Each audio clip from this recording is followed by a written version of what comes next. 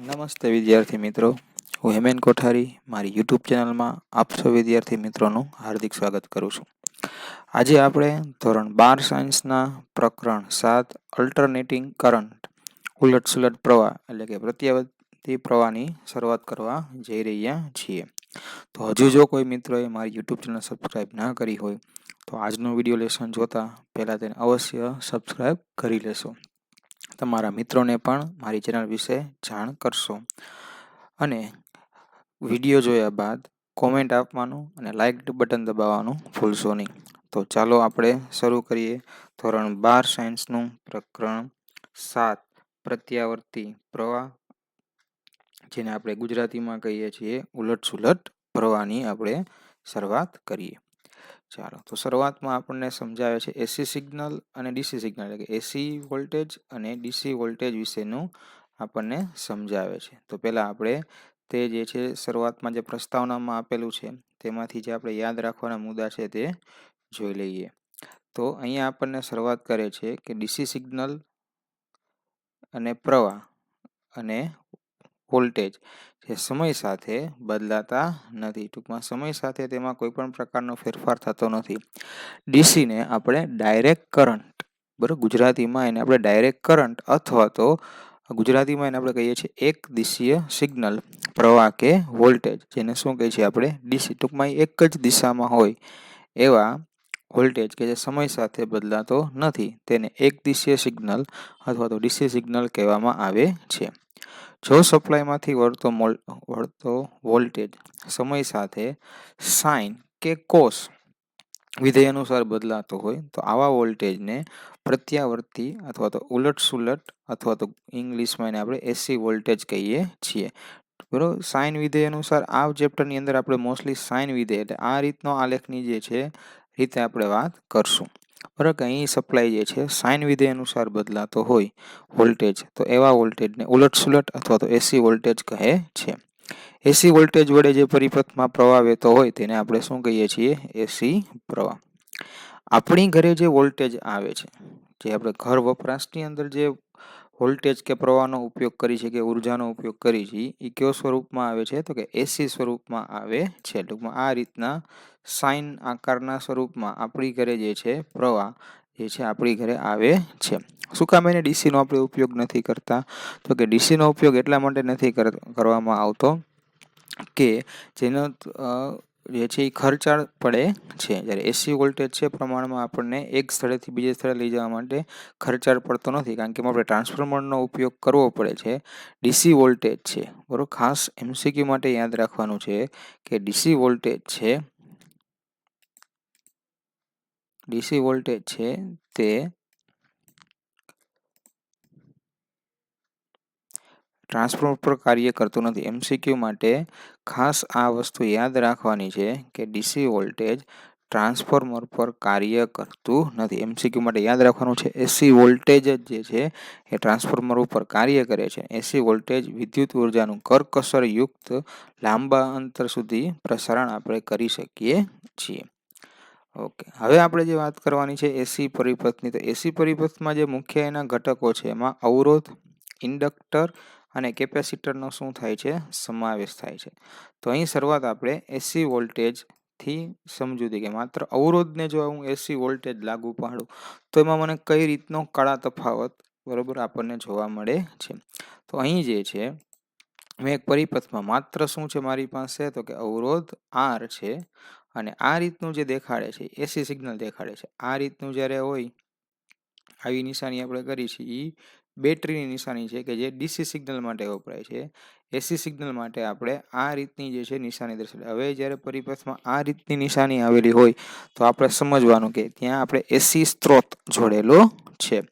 તો અહીં આકૃતિમાં દર્શાવ્યા પ્રમાણે એક અવરોધ આરને એસી વોલ્ટેજ સાથે જોડેલ છે. પરિપથમાં એસી સ્ત્રોતની સંજ્ઞા આ રીતની દર્શાવેલી છે.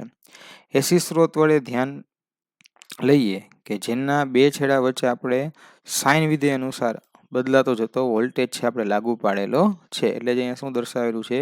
V બરાબર VM સાઇન ઓમેગા ટી. એટલે અહીંયા શું દર્શાવેલું છે આપણે? V બરાબર વીએમ આકૃતિમાં જો દર્શાવેલું છે કે અહીં જે વોલ્ટેજ છે એ સાઇન વિધેય અનુસાર શું થાય છે, બદલાય છે. માટે વી બરાબર શું લીધું છે મેં, વીએમ સાઇન ઓમેગા ટી, જ્યાં વીએમ એ દોલન પામતા વિદ્યુત સ્થિતિમાનનો શું છે, કંપ વિસ્તાર છે. બરાબર, આપણી પાસે તરંગનું સૂત્ર છે વાય બરાબર એ સાઇન ઓમેગા ટી. વાય બરાબર એ તરંગનું આ સૂત્ર છે વાય બરાબર એ સાઇન ઓમેગા ટી. એમાં જ્યાં ઓમેગા શું થાય તો કે કંપ વિસ્તાર થાય, તો એમાં એ વી બરાબર વીએમ સાઇન ઓમેગા ટીમાં વીએમ છે એ શું થશે, કંપ વિસ્તાર થશે. ઓમેગા એટલે શું થશે, એની કોણીય આવૃત્તિ. બરાબર, એટલે વી બરાબર વીએમ સાઇન ઓમેગા ટીમાં જે છે વીએમ જે છે એ મારા દોલનનો કંપ વિસ્તાર છે અને ઓમેગા એ કોણીય આવૃત્તિ છે. હવે અવરોધમાંથી પસાર થતો પ્રવાહ માટે મારી પાસે એક આવું સૂત્ર હતું, ઓમના નિયમ પ્રમાણે ત્રીજા પાઠમાં આવેલું હતું, વી બરાબર આઈ આર. તો અહીં વી બરાબર વીએમ સાઇન ઓમેગા ટી, વી બરાબર વીએમ સાઇન ઓમેગા ટી, વી બરાબર આર. બે સૂત્રને હું શું કરી શકું, સરખાવી દઉં. એટલે સમીકરણ 1 અને 2 ને સરખાવતા આર બરાબર વીએમ સાઇન ઓમેગા ટી. હવે મારે તો શું ગોતવું હતું, પ્રવાહ ગોતવો હતો. તો આરને ક્યાં જવા દઈશું, છેદમાં જવા દઈશ. આરને આપણે ક્યાં જવા દઈશું, છેદમાં.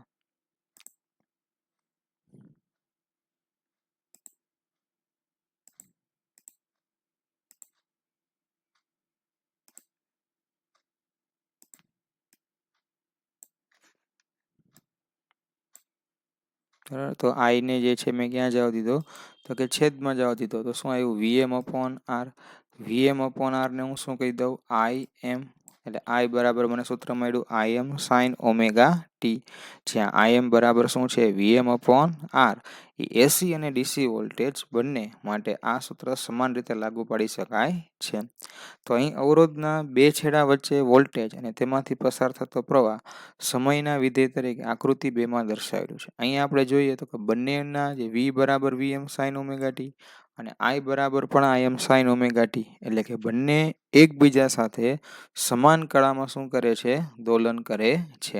એટલે એનો જે આપણે આલેખ દોરીએ કળાનો, તો એ આલેખ જે છે આપણને આ રીતનો, આગલા પેજ ઉપર જે છે આ રીતનો આલેખ છે એ દર્શાવેલો છે. અહીંયા તમે જોઈ શકીએ આપણે કે વોલ્ટેજ આ જે ઉપરનો બ્લેક લાઇન છે વોલ્ટેજ છે, અને ડોટેડ લાઇન છે પ્રવાહની છે, બંને સમાન કળામાં એકી સાથે જે છે બદલાય છે.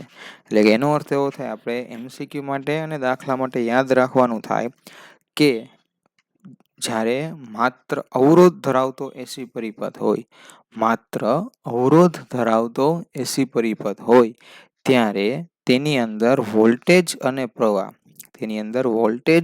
પ્રવાહ બંને સમાન કળામાં હોય છે.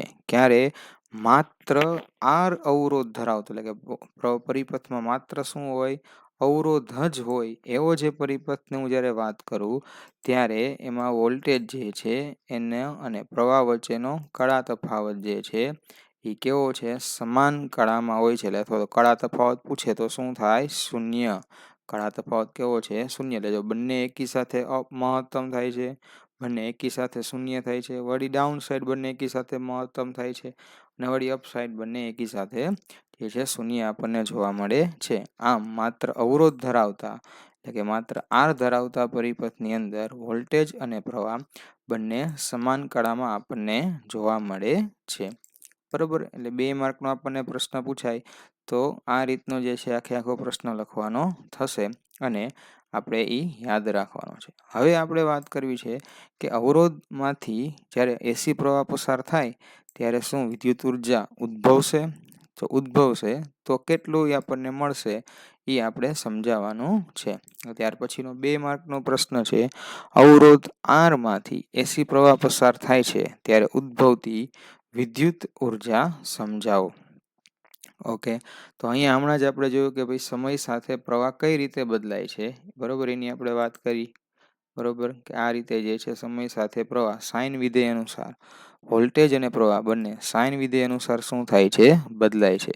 બંને એકી સાથે ધન બને છે, બંને એકી સાથે શું બને છે, ઋણ બને છે.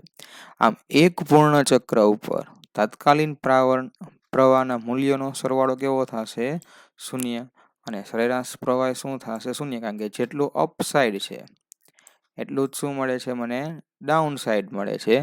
માટે હું સરેરાશ કિંમત ગોતવા જઈશ તો શું થશે? શૂન્ય. એટલે આના માટે ખાસ એક વસ્તુ યાદ રાખવાની છે કે સાઇન વિધેય અને કોસ વિધેય એક આવર્તકાળ ઉપર એની સરેરાશ કિંમત શૂન્ય હોય છે. ફરીથી એક વખત યાદ રાખવાનું છે દાખલા માટે અને MCQ માટે કે એક આવર્તકાળ ઉપર સાઇન વિધેય અને કોસ વિધેયની સરેરાશ કિંમત કેવી હોય છે? શૂન્ય. અહીં વોલ્ટેજ અને પ્રવાહ બંને સાઇન વિધેય અનુસાર બદલાય છે. માટે હું એનું જ્યારે પ્રવાહ ગોતવા જાઉં છું, બરોબર, સરેરાશ કિંમત ગોતવા જઈશ તો મને કેવી મળશે? શૂન્ય. આથી સરેરાશ પ્રવાહ શૂન્ય છે તે હકીકતનો એ અર્થ નથી કે વપરાતો પાવર પણ શૂન્ય હશે. તો કારણ કે જે પાવરનું સૂત્ર છે, બરોબર, અગાઉ આપણે જૂલ ઉષ્મા રૂપે વ્યય પામતા પાવરનું સૂત્ર ત્રીજા પાઠની અંદર આવી ગયા. એ I² અનુસાર બદલાય છે. ક્યાં અનુસાર બદલાય છે? કારણ કે જૂલ ઉષ્માનું સૂત્ર H બરાબર આપણી પાસે સૂત્ર હતું I² RT, અથવા તો આપણે આવું પણ યાદ રાખેલું હતું P બરાબર I². એટલે કે પ્રવાહ જે છે અહીં જે વિદ્યુત ઉર્જા સ્વરૂપે વ્યય થાય છે, બરોબર, તેનો I² સાથે સંદર્ભ છે, I સાથે નથી. તો કેટલું આપણને જે છે એની કિંમત મળે, બરોબર, કેટલો પાવર વ્યય થાય એનું આપણે જે છે સૂત્ર મેળવી લે. અહીં જે અવરોધમાંથી વ્યય થતો તત્કાલીન પાવર છે એ P બરાબર I² R સૂત્ર અનુસાર બદલાશે. એટલે અવરોધમાંથી વ્યય થતો તત્કાલીન પાવર P બરાબર શું થશે? તો કે I² R, બરોબર. તો આઈની જગ્યાએ મને આવું મળેલું છે Im sin ωt, તો એનો હું મારે અહીંયા કિંમત મૂકીશ તો શું થશે? વર્ગ Im² sin² ωt into R. મારે એક આવર્તકાળ ઉપર એનું સરેરાશ કિંમત ગોતવી છે. તો સરેરાશને દર્શાવવા માટે આવા આપણે કાઉન્સનો જે છે શું કરી છીએ? ઉપયોગ. આપણને ખબર છે Im અને R જે છે બે કેવું છે? એનું સરેરાશ જે છે એ પોતે જ કિંમત થશે. સાઇનની આપણે સરેરાશ કિંમત ગોતવી છે. તો આપણી પાસે આવું સૂત્ર છે. હું sin² સરેરાશ કિંમત ગોતું તો sin² ωt ને હું આમ લખી શકું 1 - cos 2 ωt/2, બરોબર. આ ત્રિકોણમિતિય વિધેયનું સૂત્ર છે કે જેનો આપણે ઉપયોગ કરેલો છે.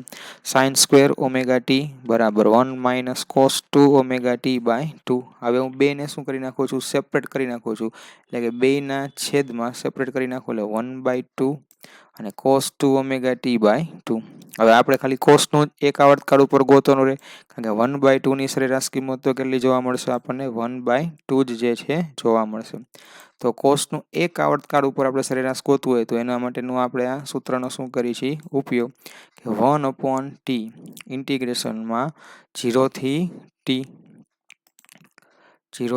t cos 2 ωt into dt. હવે cos 2 ωt dt નું સંકલન શું થશે? તો કે sin 2 ωt/2 ઓમેગા. 2 ઓમેગાને ક્યાં લઈ જઈએ છીએ આપણે? બહાર. શું હોય તો અહીંયા sin 2 ωt - 2 ઓમેગા 0. તો sin, હવે ઓમેગાની જગ્યાએ શું મૂકી દઉં હું? 2π/t, એટલે t કેન્સલ થઈ જશે. 2 × 2 એટલે 4π sin 0. sin 4π એ 0 અને sin 0 એ 0. એટલે કોસની મને સરેરાશ કિંમત શું મળી? શૂન્ય. મેં થોડીક વાર પહેલાં જ જે તમને કીધું હતું કે સાઇન થીટા અને કોસ થીટાની કિંમત કેવી હોય છે? એક આવર્તકાળ ઉપર શૂન્ય. તો જો અહીંયા સાબિતી પણ આપણે કરી. પણ અહીંયા 1/2 જે છે, બરાબર, 1/2 જે છે રહેશે. આ એક પદ જ જે છે ખાલી sin² ωtના સંકલન sin² ωtનું, તો એના ઉપરથી આ કિંમત જ શું થઈ? 0 થઈ છે. એટલે આ નીકળી ગયું. પણ 1/2 વધશે એટલે એનો અર્થ એવો થાય sin² ωtની સરેરાશ કિંમત શું થશે? તો કે 1/2. તો હવે મને અહીંયા જે છે કિંમત મળી sin² ωtની કિંમત કેટલી થઈ? 1/2. તો પાવરનું જે સૂત્ર હતું એમાં હું મૂકી દઉં Im² R ઇન્ટુ 1/2. તો અહીં વ્યય થતાં ઉર્જાનું મને સૂત્ર મળ્યું P બરાબર Im² R/2, બરોબર. તો અહીં આપણને માત્ર અવરોધ ધરાવતો પરિપથ હોય તો એમાં ઉર્જા સ્વરૂપે વ્યય પામતી ઉર્જા, વિદ્યુત સ્વરૂપે વ્યય પામતી ઉર્જાનું સૂત્ર થશે Im² R/2. તો અહીંયા નોંધ મેં આપેલી છે, યાદ રાખવાનું છે. એક આવર્તકાળ ઉપરની સરેરાશ કિંમત સાઇનની અને કોસની 0 છે. જ્યારે સાઇન સ્ક્વેર થીટા અને કોસ સ્ક્વેર થીટાની સરેરાશ કિંમત કેટલી છે તો કે 1/2, જેનો અહીં આપણે ઉપયોગ કર્યો. દાખલા માટે સીધું આપણે આ યાદ રાખવાનું છે, એટલે જેથી કરીને આપણને કોઈ પણ પ્રકારનો પ્રશ્ન આવે નહીં. બરોબર. આમ આપણે જે છે અહીં આ અવરોધ વિશેની જે વાત કરી એમાંથી આપણે 3 વસ્તુ યાદ રાખવાની છે. જ્યારે V બરાબર Vm sin ઓમેગા ટી હોય ત્યારે પ્રવાહ I બરાબર Im sin ઓમેગા ટી જ હોય છે. એટલે કે વોલ્ટેજ અને પ્રવાહ માત્ર અવરોધ ધરાવતા પરિપથમાં સમાન કાળામાં દોલન કરે છે અથવા તો એનો કાળા તફાવત શૂન્ય છે. જ્યારે એનો સરેરાશ પાવર જે છે માત્ર અવરોધ ધરાવતા પરિપથમાં સરેરાશ પાવર Im² R છે. બરોબર. આ વસ્તુ જે છે MCQ માટે, દાખલા માટે જે છે આપણે યાદ રાખવાની છે. હવે અહીંયા આપણે જે છે સરેરાશ કિંમત જે છે ની બદલે તત્કાલીન પ્રવાહ જે છે એની બદલે આપણે શું ગોતી છીએ, એની RMS કિંમત ગોતી છીએ. બરાબર. RMS કિંમત ગોતવા માટે જે છે એનું આપણે સૂત્ર, તો પહેલાં તો આપણને શબ્દ થાય કે RMS એટલે શું. તો RMS ને આપણે ફૂલ ફોર્મ છે રૂટ મીન સ્ક્વેર. RMS નું ફૂલ ફોર્મ શું છે? Root mean square. બરોબર. સરેરાશ વર્ગિત વર્ગમૂળ. ગુજરાતીમાં આપણે એને કેવું હોય તો સરેરાશ વર્ગિત વર્ગમૂળ RMS. R એટલે રૂટ, મીન, M એટલે મીન, S એટલે સ્ક્વેર, R એટલે રૂટ, રૂટ એટલે વર્ગમૂળ, M મીન, મીન એટલે સરેરાશ, S એટલે સ્ક્વેર. બરોબર. એનું આપણે અહીંયા સૂત્ર મેળવવાનું છે. ઓકે. તો કોઈ પણ ભૌતિક રાશિના વર્ગના સરેરાશના વર્ગમૂળને સરેરાશ વર્ગિત વર્ગમૂળ કહે છે, જેને ટૂંકમાં RMS અથવા તો અસરકારક રાશિ કહેવામાં આવે છે. મારે અહીં પ્રવાહની RMS કિંમત ગોતવી છે. ઓકે. તો અહીંયા સૂત્ર સીધું મેં આપી દીધું છે. RMS બરાબર શું મને મળશે તો કે Im/√2. 1/√2 લઈશ તો 0.707 Im થશે. પણ કઈ રીતે આ મને મળ્યું, બરોબર, એનું જે છે આપણે ડિટેલમાં સાબિતી સમજીએ. તો મારી પાસે I બરાબર શું હતું તો કે Im sin ઓમેગા ટી. પહેલા વેલાનું શું કરવાનું છે તો કે પહેલા વેલાનું કરવાનું છે વર્ગ, કારણ કે આપણે શું કીધું, વર્ગના પછી સરેરાશ અને પછી શું કાઢવાનું છે વર્ગમૂળ. તો હું વર્ગ કરીશ એટલે I². તો મારે આ ટર્મની પણ સ્ક્વેર કરવું પડશે, તો Im² sin² ઓમેગા ટી. પછી એનું મારે શું લેવાનું છે તો કે સરેરાશ લેવાનું છે. તો સરેરાશ લેવું છે તો Im² શું આવી જશે 12 sin² omega T. sin² omega ટીની જગ્યાએ શું લઈ લેશું આપણે 1 - cos² ઓમેગા ટી/2. 2 ને હું સેપરેટ કરી નાખું. હવે હમણાં જ આપણે થોડીક વાર પહેલાં જ સાબિત કર્યું છે cos² ઓમેગા ટી/2 નું સરેરાશ શું થશે 0, એટલે શું વધ્યું 2, એટલે સરેરાશ I² બરાબર Im²/2. હવે આનું મારે શું લેવાનું છે તો કે હવે આપણે એનું લેવાનું છે વર્ગમૂળ લેવાનું છે. તો વર્ગમૂળ લેશું આપણે એટલે એ કઈ રાશિ મળશે આપણને તો કે IRMS રાશિ મળશે. તો બીજી બાજુ પણ મારે શું લેવું પડશે, એનું વર્ગમૂળ લેવું પડશે. તો વર્ગમૂળ લઈશ તો Im² નું વર્ગમૂળ શું થશે Im, અને 2 નું વર્ગમૂળ શું થશે તો કે √2. એટલે RMS નું મને સૂત્ર મળ્યું Im/√2. તો હમણાં મને જે પાવરનું સૂત્ર મળ્યું હતું આવું મળ્યું હતું Im²/2. તો Im²/2 એટલે શું થશે I² થશે, I² RMS. તો આ રીતે જે છે સરેરાશ પાવરનું સૂત્ર થશે I² RMS. હવે જો ધારો કે વોલ્ટેજનું પૂછ્યું હોય તો શું થશે VRMS બરાબર Vm/√2. એટલે સૂત્ર તરીકે આ બે યાદ રાખવાના છે. IRMS બરાબર Im/√2 અને VRMS બરાબર Vm/√2. IRMS બરાબર Im/√2, VRMS બરાબર Vm/√2. કોઈ પણ RMS મૂલ્ય કોઈ પણ ભૌતિક રાશિનું આપણે મેળવવું હોય તો એનું મહત્તમ મૂલ્ય ભાગ્યા શું કરી નાખવાનું √2. એટલે આપણને કોઈ પણ રાશિની RMS કિંમત, RMS means root mean square કિંમત આપણને જે છે પ્રાપ્ત થાય છે. બરોબર. એટલે આમ માત્ર અવરોધ ધરાવતા પરિપથ કે કોઈ પણ માટે જે છે આ વસ્તુ આપણે શું છે સાચી છે. ઓકે. આ જ વસ્તુ જે છે આપણે ફેઝરની રીતથી, ફેઝર એટલે ગુજરાતીમાં જેને કહેવામાં આવે છે ઘૂમતો સદિશ ની રીતથી આપણે શું કરવા માંગીએ છીએ, મેળવવા માંગીએ છીએ. ફેઝર એટલે ઘૂમતો સદિશ. શું કામ એને અહીંયા આપણે ઘૂમતો સદિશ કહીએ છીએ? તો અહીંયા આપણી પાસે જે I અને V નું જે સૂત્ર છે, I અને V નું જે સૂત્ર છે, બરોબર, શું છે સૂત્ર? તો કે I બરાબર Im sin ઓમેગા ટી અને V બરાબર Vm sin ઓમેગા ટી. હવે હું આ સદિશ છે, આ સદિશનો જે આ ખૂણો છે એ ક્યાં ખૂણો જે છે ઓમેગા ટી ઉપર આધાર રાખે છે. જેમ અહીં સમય બદલાશે એમ આ સદિશ છે એ સતત શું રહેતો રહેશે? આ રીતે આમ ફરતો રહેશે. બરોબર, આમ ફરતો હોવાથી આવા સદિશને આપણે કેવો સદિશ કહીએ છીએ? ઘૂમતો. કારણ કે સમય બદલાશે એમ એ સદિશની દિશા છે સતત બદલાશે, માટે આવા સદિશને ઘૂમતો સદિશ અથવા તો ઇંગ્લિશમાં ફેઝર કે રોટર તરીકે ઓળખવામાં આવે છે. એટલે ટૂંકમાં અહીં જે આપણને સદિશ જે મળ્યું I બરાબર Im sin omega T, V બરાબર Vm sin ઓમેગા ટી, એનું જે ખૂણો છે એ સમય સાથે સતત શું થાય છે? તો કે બદલાતો રહે છે. સમય સાથે બદલાતો રહેતો હોવાથી આપણે જે છે એને ઘૂમતો સદિશ કે એને આપણે ફેઝર સદિશ તરીકે ઓળખીએ છીએ. બરોબર, અહીં આપણે એવું સાબિત કર્યું હતું કે માત્ર અવરોધ ધરાવતા પરિપથમાં પ્રવાહ અને જે વોલ્ટેજ છે બંને એક જ દિશામાં હોવાથી બંને એકી સાથે મહત્તમ, તો આ બંને એકી સાથે શું થયા? મહત્તમ થયા. બંને એકી સાથે શું થયા? મહત્તમ. બંને એકી સાથે શું થયા? તો કે ન્યૂનતમ થાય છે, અને પછી એકી સાથે પાછા નીચેની બાજુ શૂન્ય થાય છે. એટલે કે વોલ્ટેજ અને પ્રવાહ વચ્ચેનો કળા સંબંધ છે એ કેવો છે? શૂન્ય. બરોબર, કે અવરોધમાંથી પસાર થતો એસી પ્રવાહમાં વોલ્ટેજ, પ્રવાહ અને વોલ્ટેજ કેવા હોય છે? તો કે સમાન કળામાં હોય છે. પરંતુ હજી આપણે આગળ સમજવાનું છે. માત્ર L ધરાવતો પરિપથ હોય, માત્ર C ધરાવતો પરિપથ હોય તો એમાં વોલ્ટેજ અને પ્રવાહ એક કળામાં હોતા નથી. એ આપણે આગળ સમજશું એમાં કઈ રીતે કળાનો ફેરફાર આવે છે. પણ આપણે જે યાદ રાખવાનું છે કે માત્ર અવરોધ ધરાવતો પરિપથ હોય એમાં વોલ્ટેજ અને પ્રવાહ બંને સમાન કળામાં હોય છે, પણ બધા ઘટકોમાં સમાન કળામાં હોય એવું જરૂરી નથી. આથી એસી પરિપથમાં પ્રવાહ અને વોલ્ટેજ વચ્ચેનો કળા સંબંધ મેળવવા માટે ફેઝરની રીત આપણને શું થાય છે? ઉપયોગી થાય છે. ફેઝર એક સદિશ છે. ફેઝર એટલે હમણાં જ મેં કીધું શું છે? એ ઘૂમતો સદિશ છે. ફેઝર એક સદિશ છે કે જે આકૃતિમાં દર્શાવ્યા મુજબ ઉગમ બિંદુની આસપાસ ઓમેગા જેટલી ઝડપથી શું કરે છે? ભ્રમણ કરે છે. V અને I ઘૂમતા સદિશોના ઉધ્વ ઘટકો Vm sin ઓમેગા ટી અને Im sin ઓમેગા ટી છે. જ્યાં Vm અને Im એ આપણો શું છે? કંપ વિસ્તાર અથવા તો શું છે એના મહત્તમ મૂલ્ય. અહીં આપણી પાસે માત્ર R ધરાવતો પરિપથ છે, તો તેને અનુરૂપ વોલ્ટેજ અને પ્રવાહ વચ્ચેનો ફેઝર આપણે આકૃતિમાં જે છે શું કર્યો છે? દેખાડ્યો છે. અહીં જો બંને જે આપણે દેખાડ્યા છે, પણ બંને કેવા છે?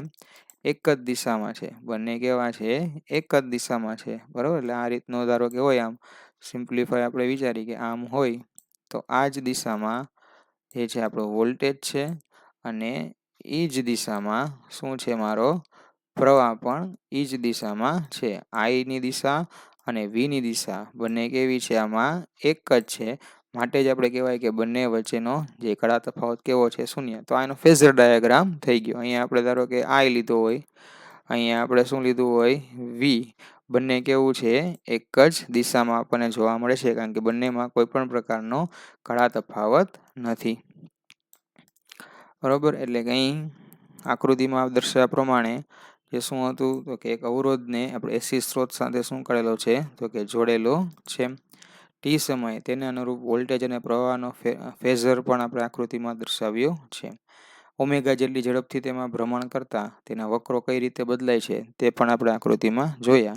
અવરોધના કિસ્સામાં V અને I બંને ફેઝર એટલે કે ઘૂમતા સદિશો એક જ દિશામાં છે, એટલે કે તેનો કળા તફાવત કેવો છે? શૂન્ય છે.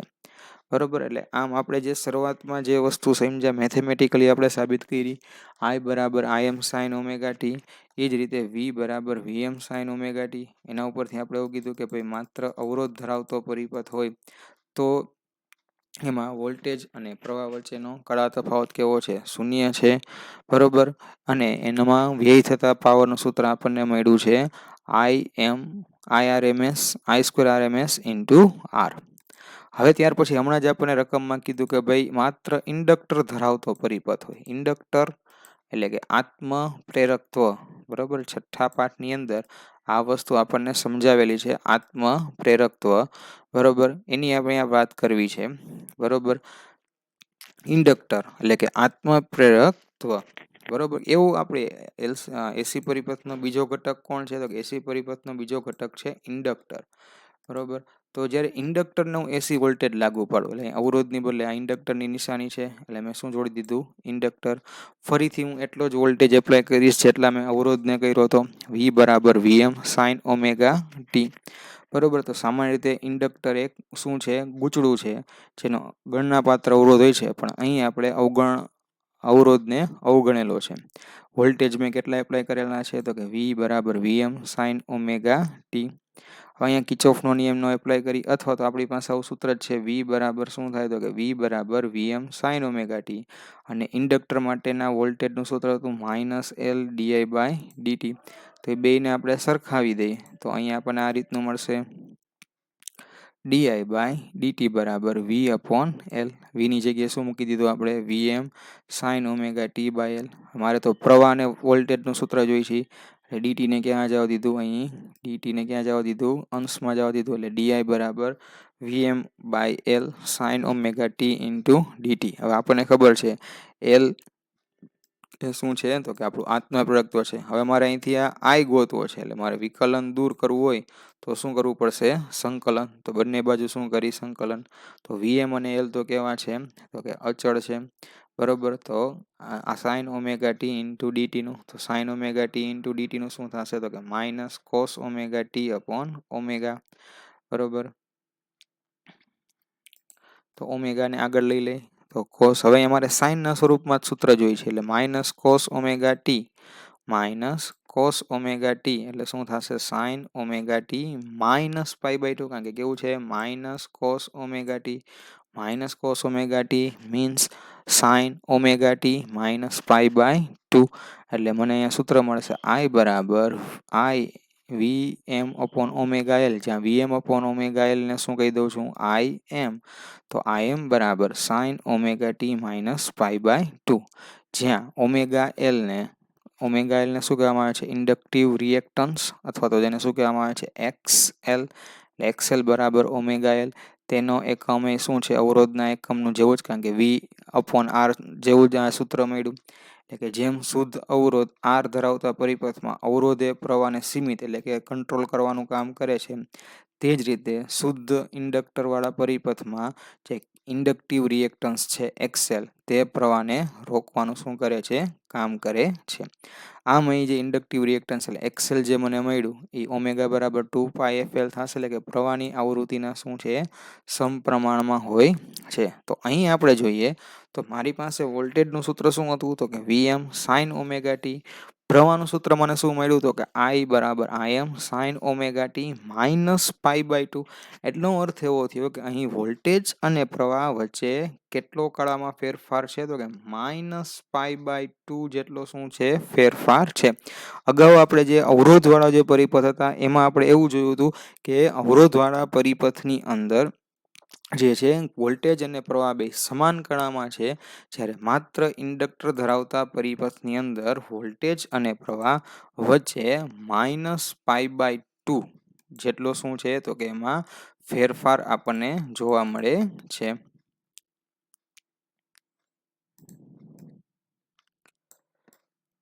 ઓકે, અહીં આપણે જોઈએ, એટલે કે અહીં જોઈએ તો જો આ VM sine omega T plus છે, તો એનો પ્રવાહ છે એ માઇનસ π/2 એટલે આ ડાયરેક્શનમાં આવશે. એટલે જે એક જે છે અપ 0 હોય ત્યારે એક કેવું હોય છે? માઇનસ π/2માં મેક્સિમમ. એટલે બંને જે છે આ અલ્ટરનેટ જે છે એમાં ફેરફાર આપણને જોવા મળે છે.